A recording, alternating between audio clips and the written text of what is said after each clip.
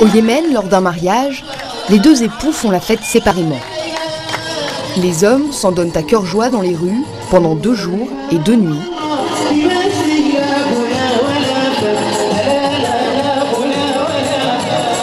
Les femmes, elles, restent invisibles. Elles célèbrent l'union entre elles, à l'abri des regards masculins, à l'intérieur des maisons.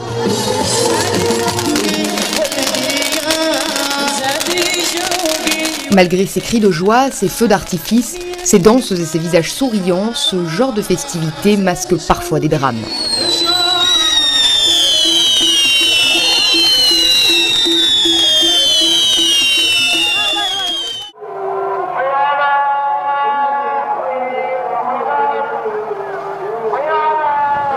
Sanaa, la capitale.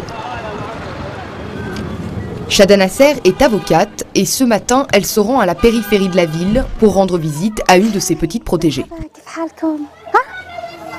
Moujoud a 10 ans et elle a réussi un exploit.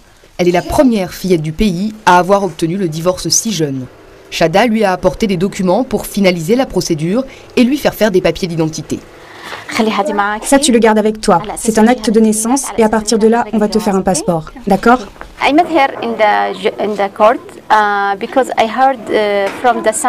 Je l'ai rencontrée au tribunal. J'avais entendu parler d'elle par des employés. Ils disaient qu'une petite fille de 10 ans était venue la semaine précédente, ça devait être vers le 5 avril, qu'elle portait plainte contre son père et son mari parce qu'il l'avait forcée à se marier et que le mari n'était pas quelqu'un de bien. Il la battait et il lui hurlait dessus. Au début, je n'y ai pas cru. J'ai décidé de l'attendre. J'ai attendu 2 heures et j'ai annulé tous mes rendez-vous. Quand je l'ai vue, j'ai tout de suite senti qu'elle était comme ma fille.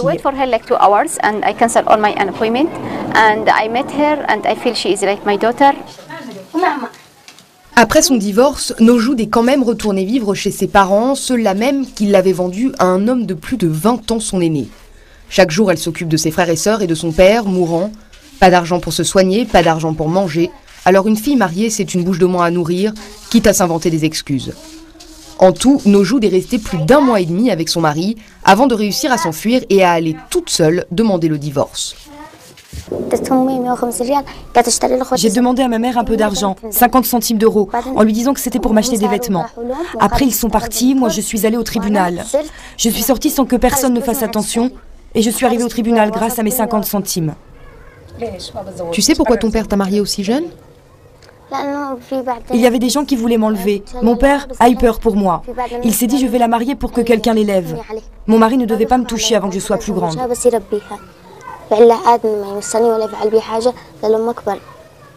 Et il a respecté ça ? Non, il n'a pas tenu sa promesse, il m'a touchée, alors qu'il avait promis. J'étais censée retourner à l'école.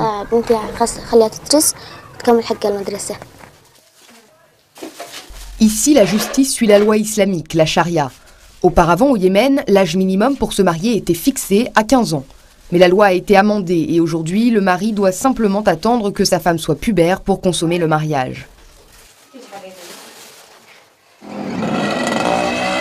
Pour Moujoud, c'est gagné, elle va retourner à l'école.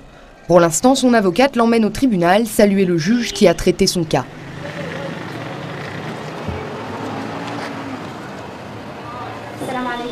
Nous voulons questionner le magistrat sur d'autres cas de demande de divorce, mais il refuse de répondre à nos questions et pour cause. Si Moujoud le voit comme son bienfaiteur, il n'en va pas de même pour tout le monde.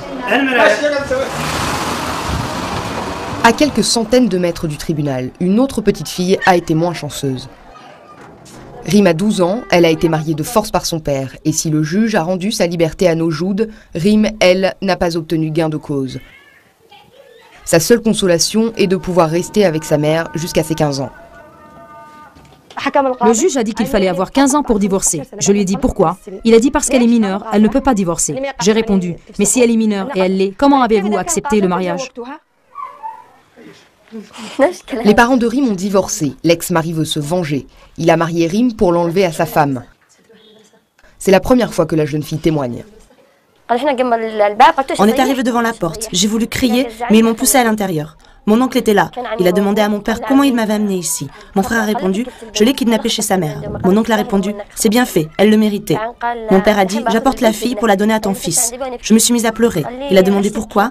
Je lui ai dit, papa, je ne veux pas me marier. Je n'ai même pas 12 ans. Je n'ai même pas fini l'école. Il m'a dit, tu vas te marier. Il a sorti un couteau. Il m'a dit, tu te maries ou je te tue. Au moment où ils lui ont mis sa tenue de mariée, elle pleurait. Elle était maquillée et ça coulait. Ils ont dû refaire le maquillage 2-3 fois à cause de ses pleurs. Quand ils l'ont emmenée dans la maison de son mari et qu'il est entré dans la même pièce, elle a commencé à pleurer et l'a supplié d'avoir pitié, de ne pas la toucher parce qu'elle était très jeune. Il a commencé à la frapper et a été jusqu'à la saisir à la gorge. Il lui a dit qu'elle était sa propriété maintenant. J'ai peur qu'à l'âge de 15 ans, le juge me dise que je suis grande et que je dois retourner chez mon mari. Même à 20 ans, je ne retournerai pas chez lui. Ferme les rideaux.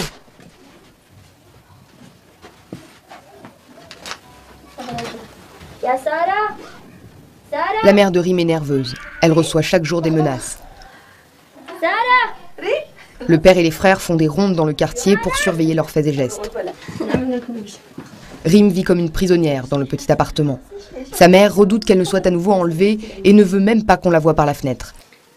Elle nous demande d'ailleurs de partir sans trop attendre.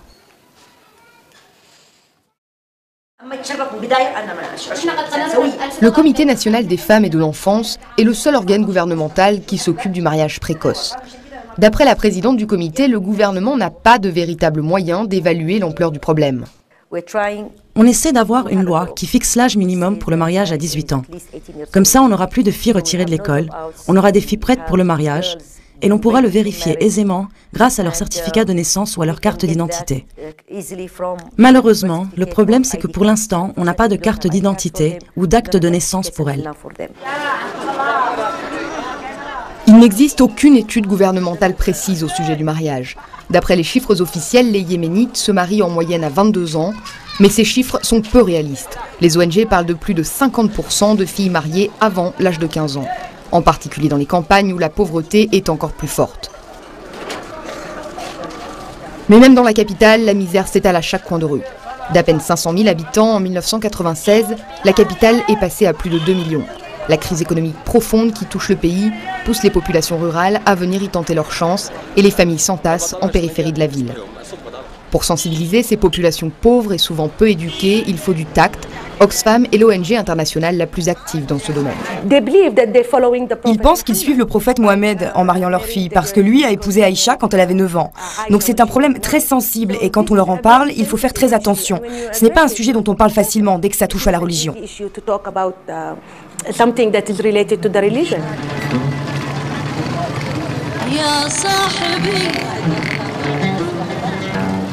La région d'Hodeïda, à 6 heures de route à l'est de Sanaa, vers la mer Rouge, est l'une des plus touchées. Nous nous rendons dans la petite ville de Aïs.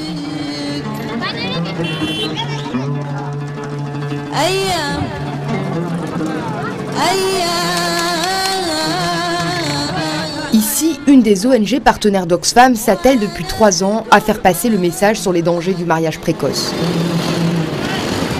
Ahmad Yassine nous accueille dans le souk, où se croisent tous les types d'interlocuteurs auxquels il destine ses séances de sensibilisation. Ahmad adapte son message en fonction de l'auditoire, les pères, les femmes, les étudiants, ou même les religieux dont les prêches constituent un formidable outil de persuasion. C'est devenu culturel. Les gens croient qu'un père doit marier sa fille pour préserver son honneur. Heureusement, on constate une légère décrue de ce phénomène grâce à notre sensibilisation, le travail sur le terrain, les messages qu'on envoie, les campagnes médiatiques, le ministère, tout ça. Ça commence à baisser. Il commence à faire le lien entre les problèmes sanitaires et de santé que rencontraient les mères pendant l'accouchement et la conception, et aussi les décès des jeunes mères. Il commence à faire le lien entre tout ça et nos conseils. Ça se met en place tout doucement, et maintenant les pères et les mères ont plutôt une bonne réaction.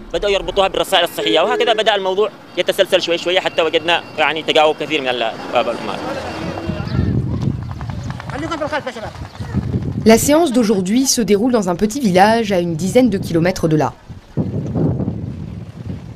Hassan Ali Tuleili est l'un des formateurs. Ce sont des pères de famille qu'il est venu convaincre de ne pas marier leur fille trop jeune. Avant 18 ans, une fille n'est pas mûre. Elle n'a pas le pouvoir de discerner. Elle ne comprend pas ce que c'est que le mariage, ni élever une famille. Une fille de 9 ans qui joue dans la rue. On la prend, on lui dit tu vas être une femme et on l'assoit à côté de son mari. Ce n'est qu'une enfant. Est-ce qu'elle peut tomber enceinte, procréer sans danger? Bien sûr que non. Est-ce qu'elle sera à l'abri des complications psychologiques? Les complications psychologiques sont aussi un des plus grands dangers que les filles encourent, en plus des complications sanitaires, de santé, de grossesse problématiques, de césarienne, d'anémie et le besoin continu de suivi. Il y a aussi les risques qu'elle donne naissance à un enfant défiguré, handicapé, nain ou à la santé fragile. Le bon âge pour se marier, c'est 18 ans. Si elle est plus jeune, c'est encore une fleur, une petite pousse. Si tu la maries, elle se fane et elle meurt. Pour ces prises de conscience collectives, l'ONG Futur s'appuie sur une des traditions nationales, l'heure du khat, la drogue locale. À partir de midi, les hommes mâchouillent les feuilles de cet arbre cultivé dans tout le pays. C'est l'occasion de se rassembler lors de diwan, des réunions entre hommes. L'ONG paye le chef du village pour qu'il pourvoie au thé et au lieu de réunion et qu'il convoque les hommes. Il y a des gens qui sont par exemple deux frères qui se disent « Bon, je donne ma fille à ton fils et toi tu donnes ta fille au mien ». Et il les marie de force. Il y en a d'autres qui le font pour l'argent. Moi, si j'avais une fille, je la marierais après 20 ans, qu'elle finisse ses études, et après la décision lui reviendra.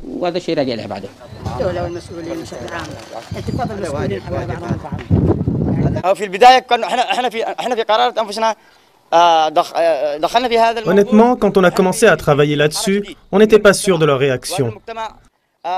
On a eu peur d'être accusé d'être en train de faire de la propagande pour le mode de vie occidental, mais quand on leur a montré concrètement les problèmes que ça pose à la jeune mariée, on a pris la décision de continuer. On a insisté pour continuer. On voyait qu'on rendait un service à notre société.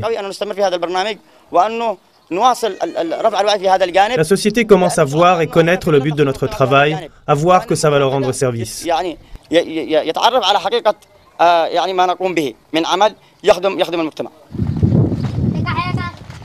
L'ONG est donc plutôt optimiste sur les retombées de ce programme de sensibilisation. Mais contrairement à ce qu'on pourrait croire dans ces régions rurales reculées, les principales intéressées sont parfois les plus ardents défenseurs du mariage précoce. Là encore, la pauvreté prend le dessus.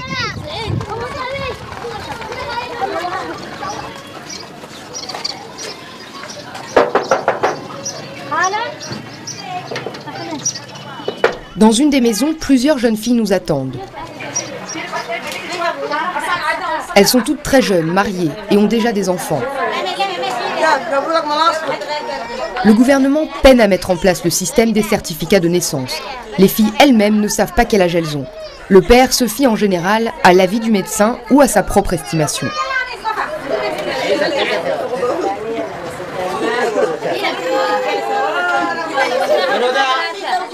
L'une d'entre elles dit avoir environ 17 ans. Elle a 3 enfants, mais elle se dit très heureuse. Il faut te trouver un mari parce que c'est lui qui peut te protéger ton honneur. Il travaille pour toi, il te protège de la rue. Il ne laisse pas les hommes te tripoter. Il te protège des humiliations. Un mari qui ne t'insulte pas, qui ne te frappe pas, qui protège ton honneur.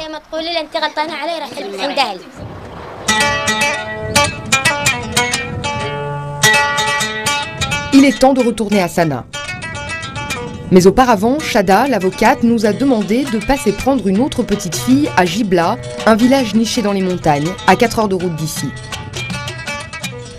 Chada veut rencontrer sa deuxième petite héroïne. À 10 ans, comme Nojoud, elle vient d'obtenir le divorce.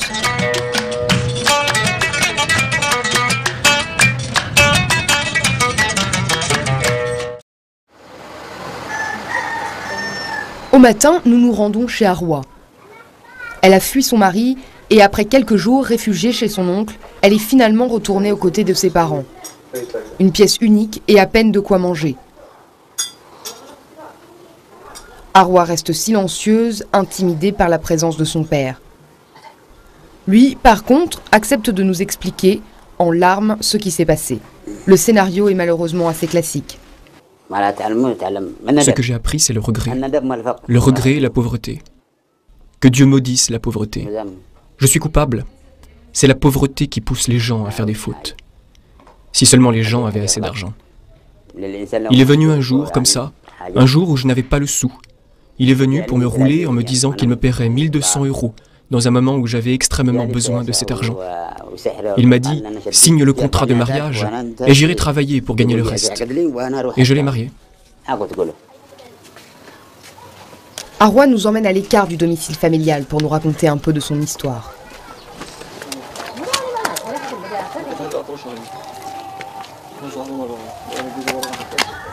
La petite fille est méfiante. Elle s'arrête de parler dès que quelqu'un approche.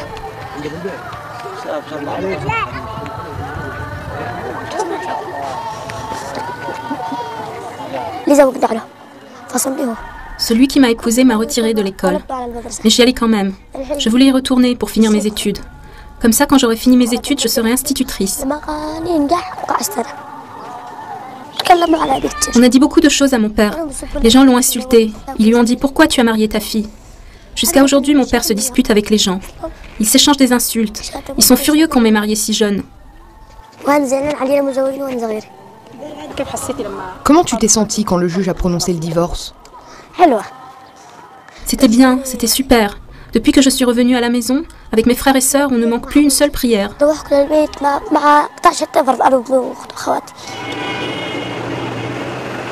L'oncle d'Arwa a accepté de faire le voyage jusqu'à Sanaa avec sa nièce. Elle n'a encore jamais vu la capitale.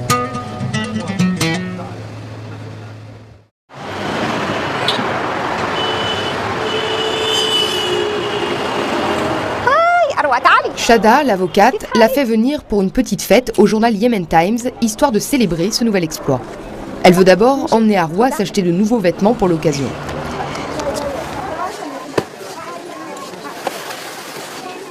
C'est la première fois que la fillette met les pieds dans un supermarché.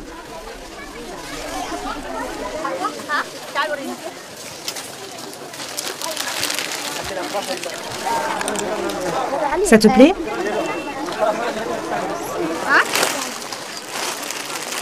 En bonne petite fille de son âge, elle finit par opter pour tout ce qui est rose. Arrivée au journal, les journalistes sont réunis et Nojoud est là, elle aussi. Aujourd'hui, malgré son divorce, nous considérons Nojoud comme une femme qui a commencé une nouvelle vie. Le problème, c'est que Nojoud n'est pas seule. Il y en a d'autres filles.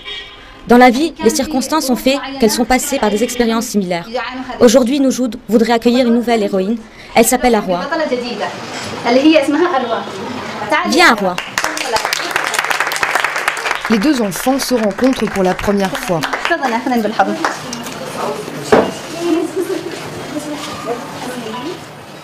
Nadia El-Sakaf, la rédactrice en chef, pratique un journalisme militant. Elle a largement participé à la réussite du procès de Nojoud. Le Parlement refuse toujours de modifier la loi sur le mariage, mais le battage médiatique commence à faire céder les juges. Bien sûr que je suis optimiste. Pour la première fois, les filles passent à l'action. Elles prennent le pouvoir. Et je pense que c'est ça le futur. Quand les gens commencent à user de leurs droits, quand les gens commencent à demander justice, quand des filles comme Nojoud et Arwa disent non, bien sûr que le futur s'annonce bien.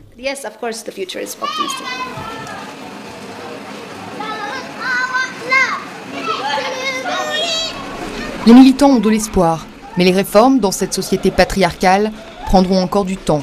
Et pour l'instant, le destin de ces petites filles reste tributaire de la volonté de leur père.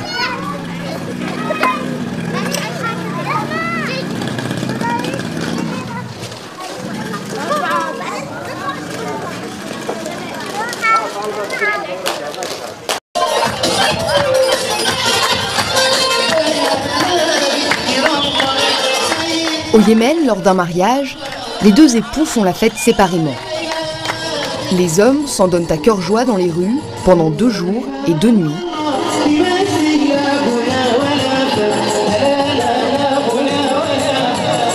Les femmes, elles, restent invisibles.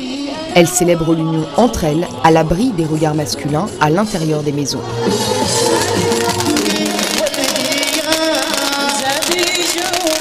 Malgré ces cris de joie, ces feux d'artifice, ces danses et ces visages souriants, ce genre de festivité masque parfois des drames.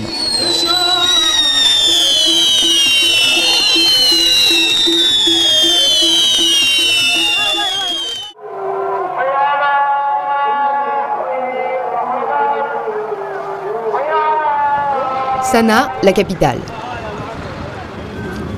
Shada Nasser est avocate et ce matin, elle se rend à la périphérie de la ville pour rendre visite à une de ses petites protégées. Nojoud a 10 ans et elle a réussi un exploit. Elle est la première fillette du pays à avoir obtenu le divorce si jeune. Shada lui a apporté des documents pour finaliser la procédure et lui faire faire des papiers d'identité. Ça, tu le gardes avec toi. C'est un acte de naissance et à partir de là, on va te faire un passeport. D'accord ?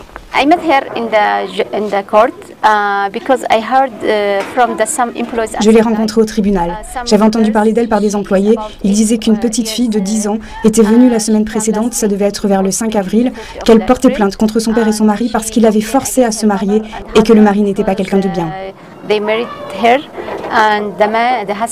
Il la battait et il lui hurlait dessus. Au début, je n'y ai pas cru. J'ai décidé de l'attendre. J'ai attendu 2 heures et j'ai annulé tous mes rendez-vous. Quand je l'ai vue, j'ai tout de suite senti qu'elle était comme ma fille.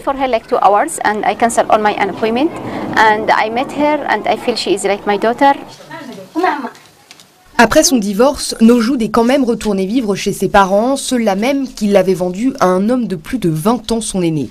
Chaque jour, elle s'occupe de ses frères et sœurs et de son père, mourant. Pas d'argent pour se soigner, pas d'argent pour manger. Alors une fille mariée, c'est une bouche de moins à nourrir, quitte à s'inventer des excuses. En tout, Nojoud est restée plus d'1 mois et demi avec son mari, avant de réussir à s'enfuir et à aller toute seule demander le divorce. J'ai demandé à ma mère un peu d'argent, 50 centimes d'euros, en lui disant que c'était pour m'acheter des vêtements. Après, ils sont partis, moi je suis allée au tribunal. Je suis sortie sans que personne ne fasse attention, et je suis arrivée au tribunal grâce à mes 50 centimes. Tu sais pourquoi ton père t'a mariée aussi jeune ? Il y avait des gens qui voulaient m'enlever. Mon père a eu peur pour moi. Il s'est dit je vais la marier pour que quelqu'un l'élève. Mon mari ne devait pas me toucher avant que je sois plus grande.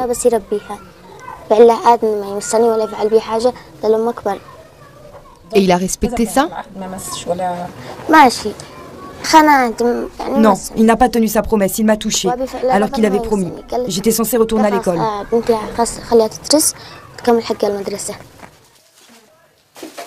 Ici, la justice suit la loi islamique, la charia.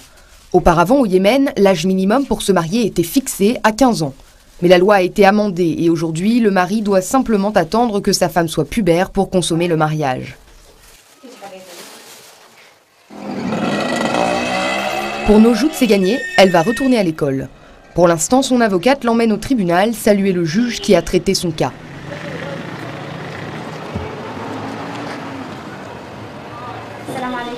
Nous voulons questionner le magistrat sur d'autres cas de demande de divorce, mais il refuse de répondre à nos questions et pour cause. Si Nojoud le voit comme son bienfaiteur, il n'en va pas de même pour tout le monde. À quelques centaines de mètres du tribunal, une autre petite fille a été moins chanceuse.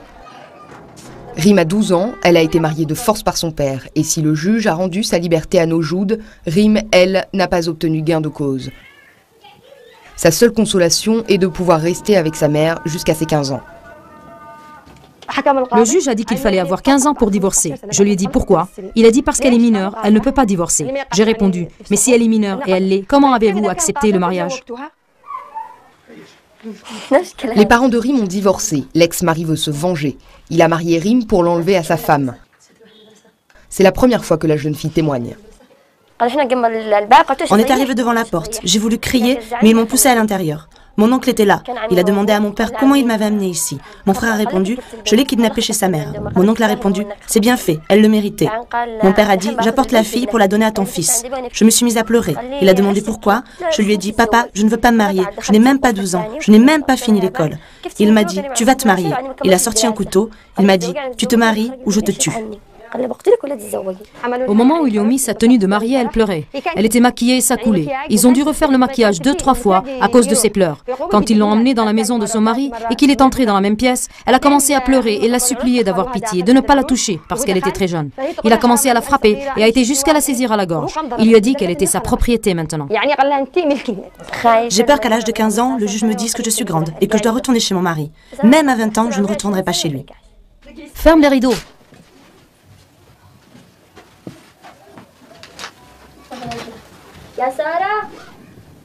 La mère de Rim est nerveuse. Elle reçoit chaque jour des menaces. Le père et les frères font des rondes dans le quartier pour surveiller leurs faits et gestes. Rim vit comme une prisonnière dans le petit appartement. Sa mère redoute qu'elle ne soit à nouveau enlevée et ne veut même pas qu'on la voie par la fenêtre. Elle nous demande d'ailleurs de partir sans trop attendre.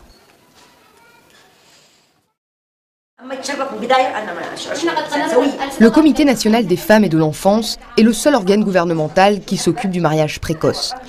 D'après la présidente du comité, le gouvernement n'a pas de véritable moyen d'évaluer l'ampleur du problème. On essaie d'avoir une loi qui fixe l'âge minimum pour le mariage à 18 ans. Comme ça, on n'aura plus de filles retirées de l'école, on aura des filles prêtes pour le mariage, et l'on pourra le vérifier aisément grâce à leur certificat de naissance ou à leur carte d'identité. Malheureusement, le problème c'est que pour l'instant, on n'a pas de carte d'identité ou d'acte de naissance pour elles. Il n'existe aucune étude gouvernementale précise au sujet du mariage. D'après les chiffres officiels, les Yéménites se marient en moyenne à 22 ans, mais ces chiffres sont peu réalistes. Les ONG parlent de plus de 50% de filles mariées avant l'âge de 15 ans, en particulier dans les campagnes où la pauvreté est encore plus forte.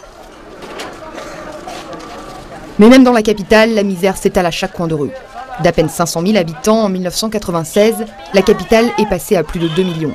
La crise économique profonde qui touche le pays pousse les populations rurales à venir y tenter leur chance et les familles s'entassent en périphérie de la ville. Pour sensibiliser ces populations pauvres et souvent peu éduquées, il faut du tact,